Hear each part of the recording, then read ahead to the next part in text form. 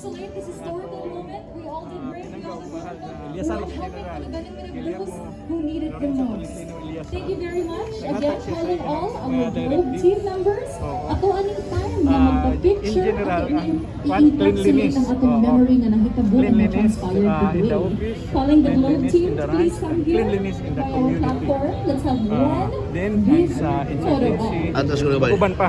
Daghan ng mga kwan. Doon ay pasyon na reshuffle, sir, sa mga official. There is Maapektahan ka, sir? there is ato sa Sa Tibok Tibok Pilipinas. Pero, Naay kuan, Oo. naay nagkuan at changes kay na may nag-vacuum. So katong mga nag-vacuum, ipilapan po nana ra ang kuan. Kung gusto nyo makuha na ni General Lizar, sir, sa unong kabuuan, 7 kabuuan na papangutangdan ng General. Knowing Police General Guillermo Eliasar, nakauban na mo siya. Siya ang akong regional director when I was the district director of Quezon City Police District. Oo. Dako ang iyang mahimo. So ito kay ko siya nakaila ko sa iyang skills, talent, ug dedication and passion for work. So, they say Elizar will be the next Ping Lacson, sir. Huwag sa'yo komentaryo naman ng General. Perception sa kwanta na pero si General Eliasar maayo og magaling na leader. Magaling. Sir, usa sa mga gipatutukan niya sir ang internal cleansing sa police organization o ang paglimpyo po sa mga police station usa po sa iyang mga Oo, policy. Oo, kana na. So unsay Cleanliness. i-re-echo diri sa Central Visayas? Atong sundon ang iyahang mga tanan iyang mga directive atong sundon. Oo. Kay balo ko ang kapulisan nato diri sa Central Visayas very much willing to support our new Chief PNP Police General Guillermo Lorenzo Eliasar. And actually cleanliness in the station during my assumption of office isa na sa akong gikuan ang atong programa nga kahapsay o kalimpyo sa ato sa Campus City nga program. Alright, So one more. nagkuan na ta ato na lang ipadayon og dungagan pa sa base sa iyang mga directive. Sir, good morning.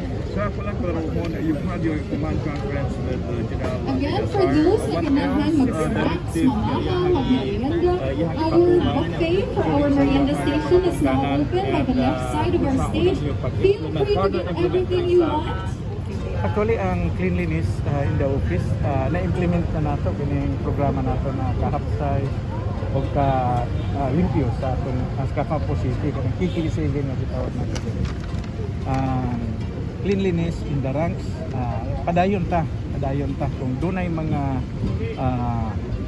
kauban nato nga kapulisan nga masayo, dili ta magpanuko og disiplina sila. So padayon na siya, padayon.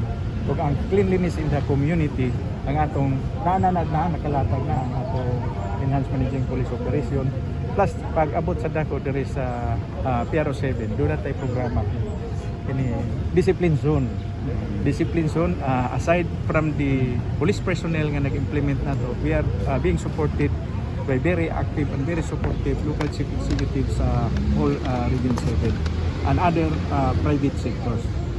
So, nagtinabangay na sila para ma-maintain ang kalimpyo sa o kahusay sa kalugar. Okay. When it comes to discipline, sir, ang sa kastrikto ang inyong katatuman, like kung dunay magkasala, ilabay ra ba sa buwan o tantangon din sa servisyo? Kuha na siya, depende sa klase sa sala. Oo. Kay naa may sala nga wala bitaw tuyuan. Oo. So, kana siya magbari sa kung sa kadako o sala niya nga tinuyuan ba, kabuang ba o pasaway gyud ba siya. So kung nakita nato nga kaya pa siya i-reform, natay proseso na reformative. Pero kung nakita nato nga talagang incorrigible gyud siya, ato gyud na siyang tantangon sa service. With the issue of illegal